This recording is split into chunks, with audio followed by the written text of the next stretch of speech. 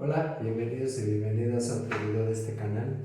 En este video voy a hablar del ello, del yo y del super yo, que es la segunda tópica freudiana. Antes de continuar, tengan en cuenta que hay un camión de mudanzas afuera, entonces si se escucha un camión es ese, y se empiezan a escuchar música culera como reggaetón, pues es eso, que estas personas estaban escuchando reggaetón hace rato, entonces ojalá que ya no pase, pero bueno, para que lo tengan en cuenta. Para agregar un poco de contexto sobre esta teoría o sobre esta propuesta de Freud, creo que es importante decir, y si alguien más sabe o si me estoy equivocando, pues corríjame con toda confianza. Ya he subido otros videos hablando sobre el inconsciente, el preconsciente, el consciente, sobre la pulsión, que de cierta forma son teorías que Freud eh, fue realizando para poder explicar cómo es que va funcionando la mente humana, cómo está dividida y de cierta forma el porqué de tantas situaciones. Si ustedes vieron el de inconsciente, preconsciente y consciente, pues les hablaba un poco de cómo todo esto tiene que ver con la forma en la que Freud trataba de atender a ciertos pacientes con síntomas que no se explicaban por cuestiones orgánicas o fisiológicas, sino que él descubrió que tenían que ver cuestiones psíquicas y muchas de ellas de carácter sexual, que de cierta forma tienen que ver o están basándose en fuerzas eh, pues inconscientes, fuerzas que escapan de la voluntad y del control de cada quien,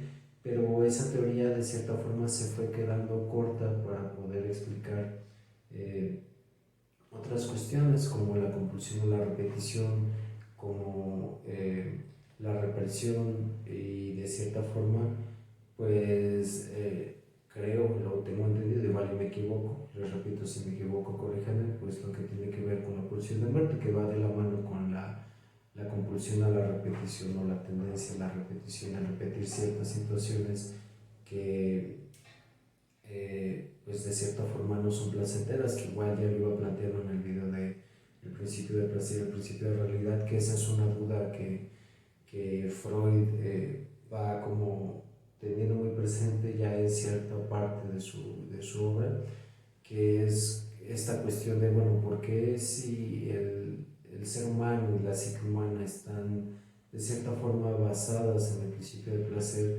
por qué aún bajo ese principio repiten situaciones que son altamente displacenteras, que generan sufrimiento y que para nada crean ningún indicio de placer? O sea, ¿por qué esa repetición? Entonces, esto en parte, esta propuesta va respondiendo un poco a esa pregunta, que después la ayuda a generar otras teorías, otros conceptos, otros planteamientos. Entonces, antes de continuar, también decir, no se vayan con la finta de que Freud dijo porque ningún teórico del psicoanálisis y algunos psicólogos sí lo hacen, pero ningún psicoanalista y Freud para nada hacía esta analogía o esta metáfora de que el ello era como el diablito y el super yo era el, el angelito y entonces la persona es el yo y que le habla la cosa. No va por ahí la cosa, por favor no se vayan con esa finta. Yo he visto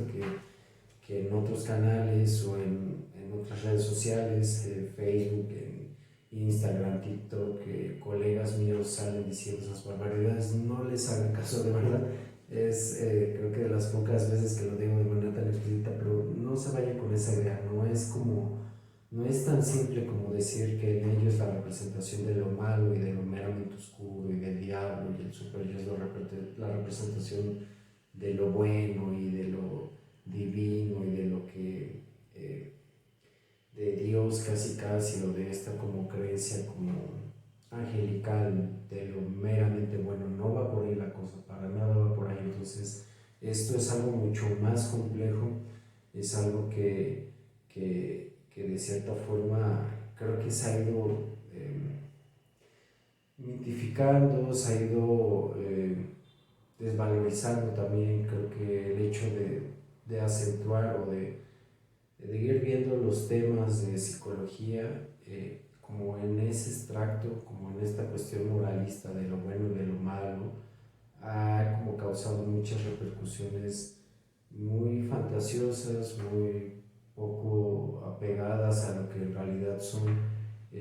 muy ilusorias. Entonces no tiene ningún sustento verlo así. Entonces voy a irles platicando un poco de qué es cada uno y por qué no va como teniendo cabida en esa metáfora, en esa analogía que hacen. Entonces, para empezar está el ello. El ello, digamos que tiene que ver, es la parte original en el sentido, como ya lo he dicho en otros videos, cuando nacemos somos puro ello, somos pura pulsión, somos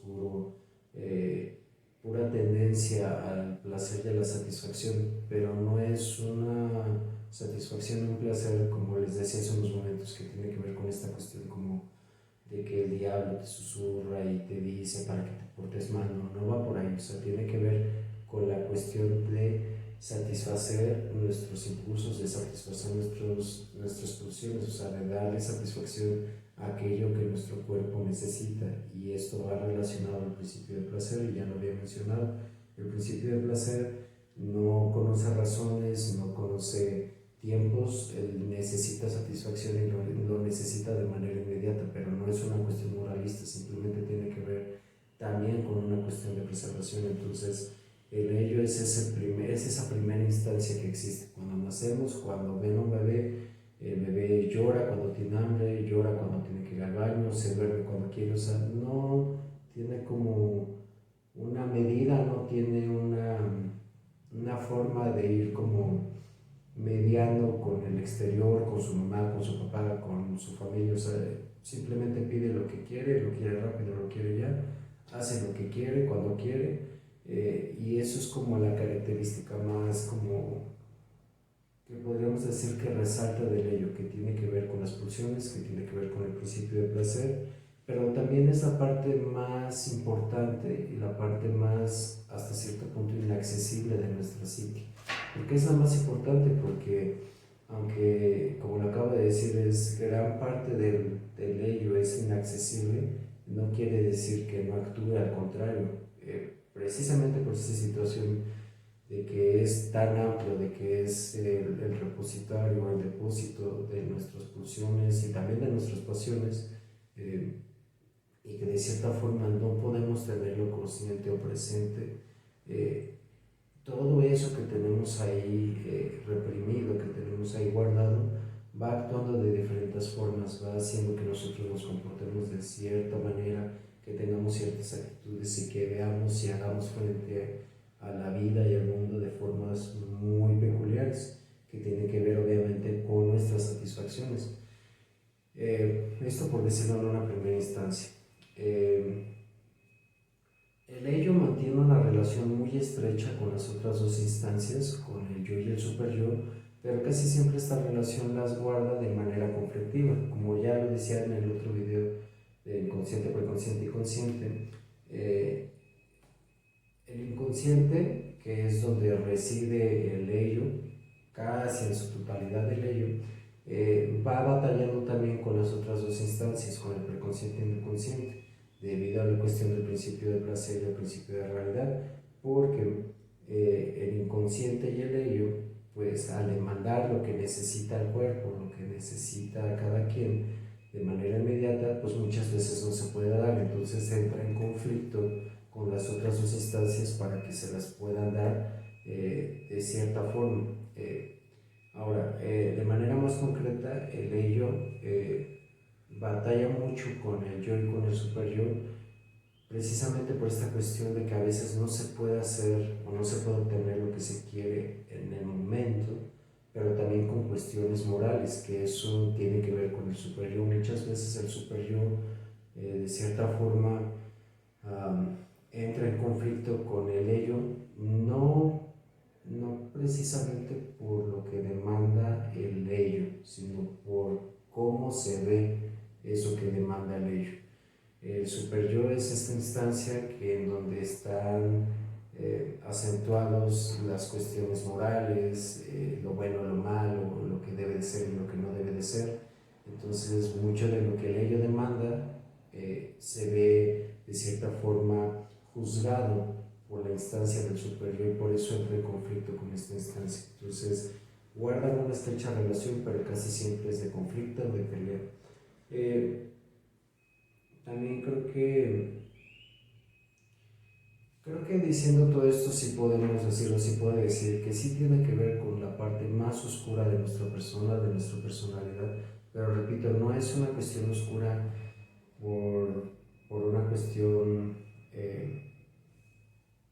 religiosa, vaya, sino que es una cuestión oscura, porque muchas veces eso que el ello demanda se ve juzgado por la instancia del yo y del superior, pero muchas veces estos juicios pueden carecer de razones, entonces es juzgada, pero a veces sin verdaderos motivos o sin motivos de peso. Muchas veces es juzgada por motivos simplemente sociales, simplemente de costumbres, de tradiciones, pero que no se sustentan en nada más. Entonces, en gran parte es por eso y porque es gran parte inaccesible que se puede decir que el ello es una parte muy oscura.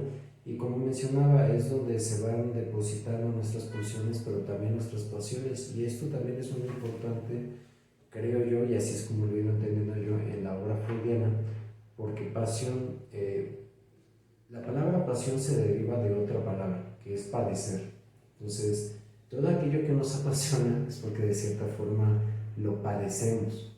Lo padecemos en mayor nivel, mayor o menor nivel, o viene de algo que hemos padecido. Entonces nuestras pasiones tienen que ver directamente con nuestro dolor, y esto es muy importante porque el hecho de que nuestros dolores, nuestros padecimientos, nuestras pasiones, valga la redundancia, se estén depositando ahí, quiere decir entonces que gran parte de ese contenido, al estar en el inconsciente, valga la redundancia otra vez, es inconsciente. Entonces es inaccesible, pero sigue actuando en nuestra vida diaria. Entonces, por eso el ello es una de las partes, o es la parte más importante del psiquismo, como decía Freud, precisamente por esta característica. Entonces, eso es lo que podría ir diciendo con respecto al ello.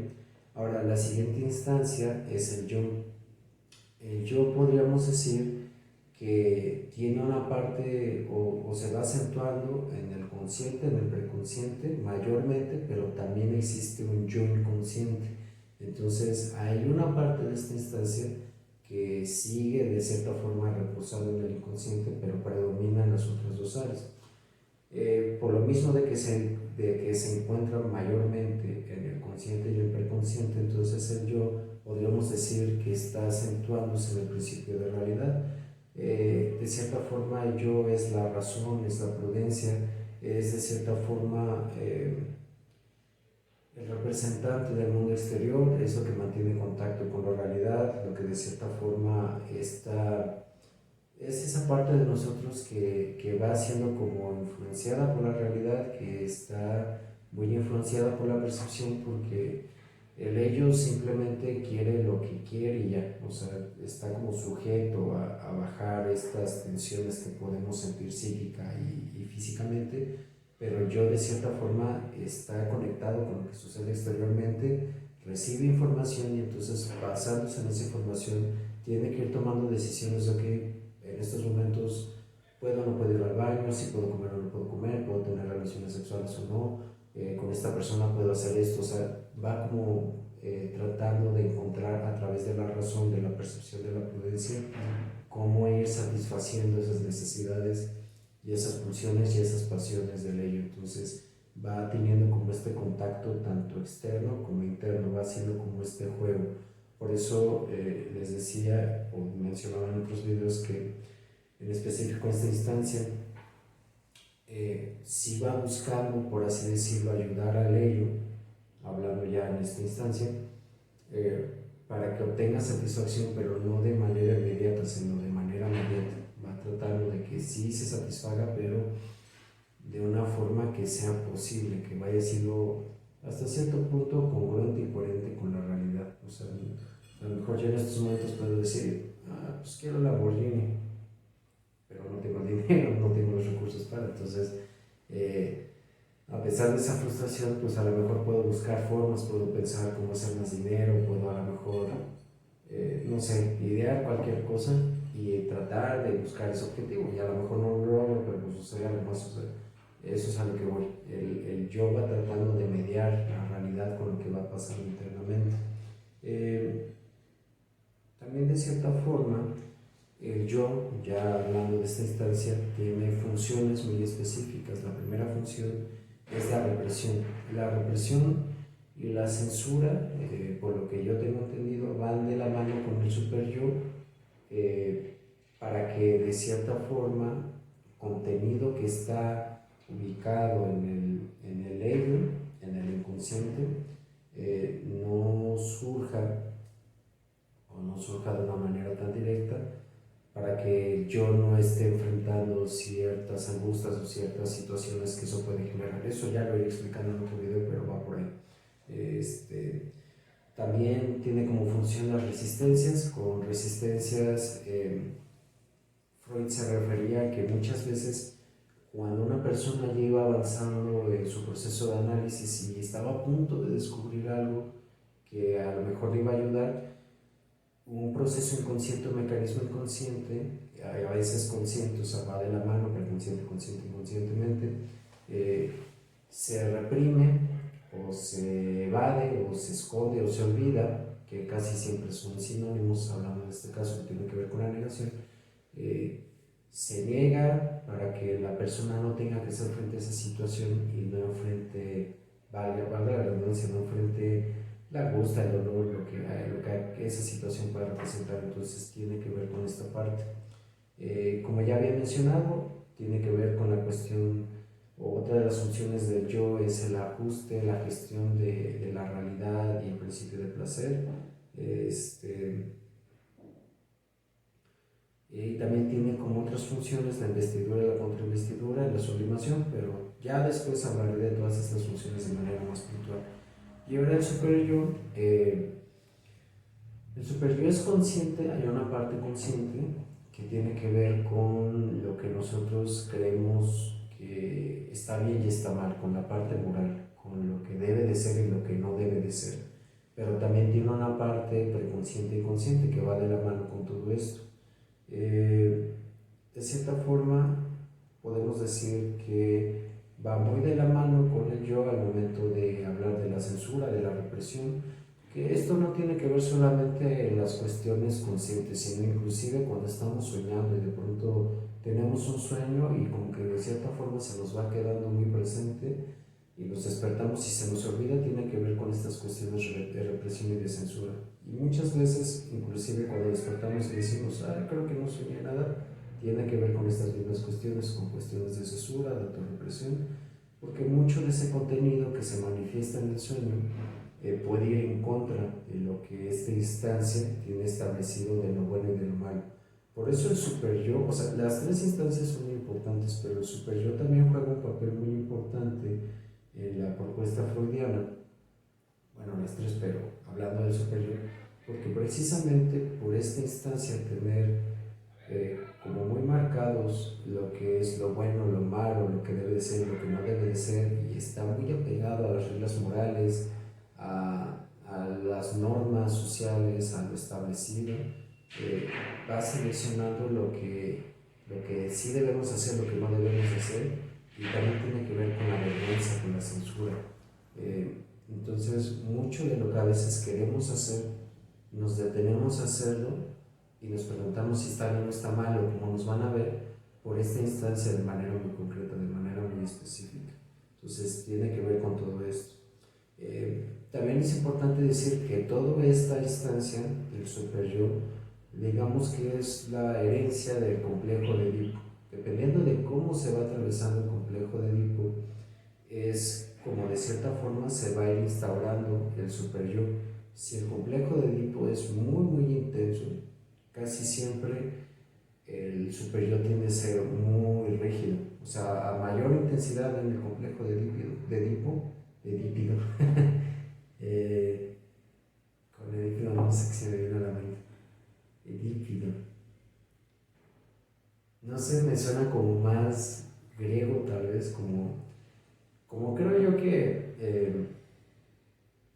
o sea, creo que se me viene Estudiantipida a la mente porque creo yo que como que mucha de la literatura griega, romana, de las grandes civilizaciones, de Egipto por ejemplo, los vikingos también, eh, mucha de su literatura, muchos de sus cuentos, muchos de sus panteones, donde estaban los dioses, donde estaban sus hijos, sus hijas, los héroes, los semidioses, muchas de esas historias ustedes las leen y las analizan a profundidad, se van a dar cuenta que tienen que ver muchas veces con, precisamente con esto, o sea, el complejo de Edipo, como lo dice el nombre, tiene que ver con la historia de Edipo Rey, pero de manera más concreta tiene que ver en cómo él se relaciona con su mamá, con su papá, lo que hace por ellos, lo que no hace por ellos, lo que hace por amor y lo que establece como su propia vida, como su propio destino.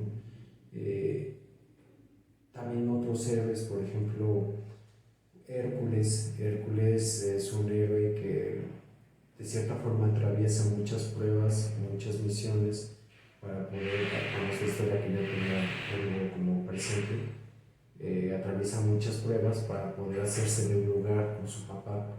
Eh, y pues creo que esto habla mucho de cómo consciente o inconscientemente la humanidad sabe o tiene presente que las relaciones que tenemos con nuestros padres de cierta forma van marcando nuestra vida y van marcando lo que vemos que es lo mejor para nosotros y lo que debe y lo que no debe de ser, ¿no? Aterrizando otra vez en el superior. Entonces, eso es lo que yo les decía, en cuanto más intenso es el complejo de Edipo, mayor es más rígido se vuelve el super yo. Eh,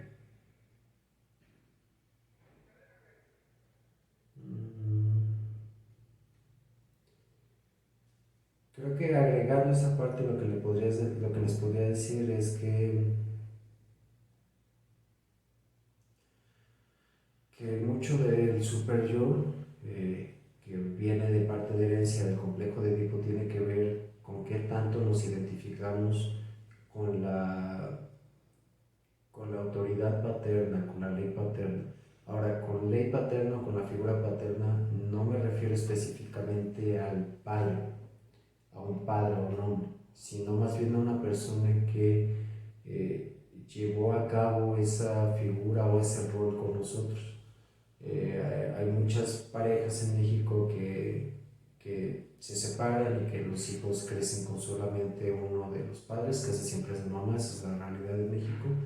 Y entonces muchas veces quien adopta la figura del padre, por así decirlo, puede ser alguien más, puede ser el abuelo o la abuela, puede ser algún tío, alguna tía, porque casi siempre en México las familias viven como muy aglutinadas, ¿no? En muchas casas lo que se puede ver, o lo que yo he visto en consulta, es que a lo mejor no está el papá, pero la mamá tiene sus dos o tres hijos y aparte vive con su hermano, vive con sus padres y entonces viven hijos, mamá y abuelos, tíos, entonces hay alguien ahí que muchas veces suple ese rol o intenta suplir ese rol. Inclusive puede ser uno de los hermanos o de las hermanas más grandes que empieza a intentar hacer este rol, ¿no? Entonces, con todo esto me refiero a que no necesariamente es el padre el que ayuda en esta cuestión, sino que cualquier persona, sea hombre o mujer, sea mayor o menor, que intenta ayudar como a poner límites y reglas,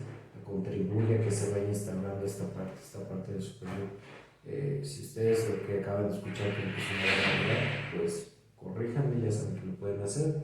Eh, pero bueno, eso es lo que me quedaba como por decir en ese aspecto. Eh, Otro de los puntos más importantes del super yo tiene que ver con los ideales, con el ideal del yo. Por eso se hizo, por eso existe esta frase de que el yo es el único que no es dueño de su propia casa. Creo que así dice la frase, porque el yo de cierta forma va batallando con las exigencias del ello, con las demandas de placer, con la demanda de bajar las tensiones, del displacer, pero al mismo tiempo batalla con el super yo, porque el super yo tiene ideales de lo que debiera de ser, como dije, tiene que ver con lo bueno, con lo malo, con lo que debe, con lo que no debe de puede ser, con lo que se tiene que ser, con lo que no se tiene que ser. Y entonces el yo muchas veces al tratar de hacer las cosas o de satisfacer al ello, puede de cierta forma quedar en una posición donde es juzgado por el super yo de no debiste de hacer esto así, ¿por qué contestaste esto? O sea, como todas estas cuestiones de juicios y prejuicios que tenemos, tiene que ver con esta instancia. Entonces, el super yo también tiene que ver con los ideales del yo, y casi siempre estos ideales del yo también nos remontan al complejo de Edipo. Estos ideales casi siempre tienen que ver con esta, no sé si está correcto o incorrecto lo que voy a decir, hablando del super yo, pero tiene que ver con esta idealización que hacemos de la figura paterna, ¿no? De mi papá era de cierta forma, entonces yo me quiero parecer, y para parecerme a él entonces tengo que comportarme así y así, y si no lo hago entonces no estoy cumpliendo con estos ideales y me voy a reprochar. Entonces más o menos por ahí va la cosa. Entonces los ideales, el ideal del yo, de cómo debemos de ser, también están en esta instancia psíquica. Entonces, por eso les digo que ver al ello como el diablito y al super yo como el angelito es algo muy simplista, es algo muy ilusorio, porque con todo lo que les voy diciendo creo que va quedando muy claro que muchas veces el super yo es una instancia que puede ser muy rígida, muy cuadrada, muy severa y también muy sádica. Hay personas que por pensar cualquier cosa, imaginarse que cumplen cualquiera de sus deseos, de sus fantasías, inmediatamente ya se están reprimiendo, ya se están castigando y realizan actos que los pueden poner en gran sufrimiento simplemente por tener un pequeño pensamiento, una pequeña imagen, una pequeña fantasía. Entonces, hay instancias del super yo, hay personas que viven con un super yo muy duro, que es como un capataz que no permite nada. Entonces, su yo de cierta forma está muy acotado por esas dos partes, porque ello lo que busca es simplemente satisfacción. Entonces empieza como este caminito, este correteadero como de el gato y el ratón, donde tantito se asoma la cabeza y el super yo ya está encima de ahí. Entonces se vuelven como ciclos muy destructivos, muy sufridos, muy complicados. Y esto de cierta forma es lo que ya le va dando un poco de respuestas a Freud con respecto a las preguntas que se hacen. Por lo menos yo así lo entiendo. Entonces, creo que eso es como lo que yo les puedo ir aportando con respecto a estas instancias psíquicas. Si quieren un ejemplo que de cierta forma va dejando más o menos claro todo esto, les recomiendo que lean el Evangelio según Jesucristo, Jesucristo. Yo sí creo que Jesucristo era muy crico para que se aventara a decir tantas cosas, es porque pareciera que se fumaba crico ese hombre, pero bueno, si se espantan por la blasfemia, pues ya ni modo. Pero ese libro creo que está muy interesante porque deja de manera muy explícita cómo funcionan esas instancias. En este libro, de cierta forma, es como si ustedes leyeran un evangelio, si Jesús hubiera contado su propia historia. Hacen una representación ahí del diablo muy interesante, muy alejada a lo que se tiene como en los cánones de la iglesia. Eh,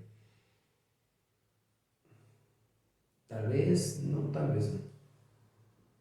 Es una imagen del diablo que tampoco se asemeja mucho a la que presenta Dante Alighieri en la Divina Comedia.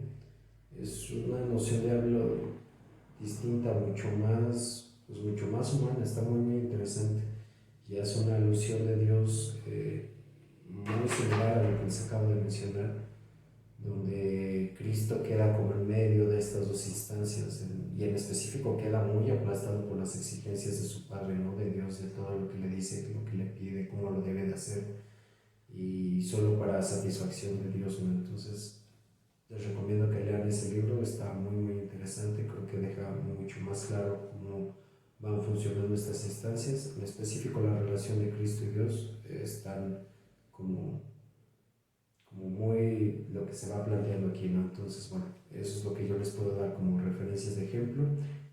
Ya saben, si tienen dudas, si tienen comentarios, si tienen sugerencias, déjenme saberlas. Les repito, yo no soy psicoanalista, todos estos conceptos los aprendí muy poco en la carrera y últimamente he estado tratando de aprender un poco más porque creo que son los conceptos que a mí más me ayudan en mi consulta, en mi práctica.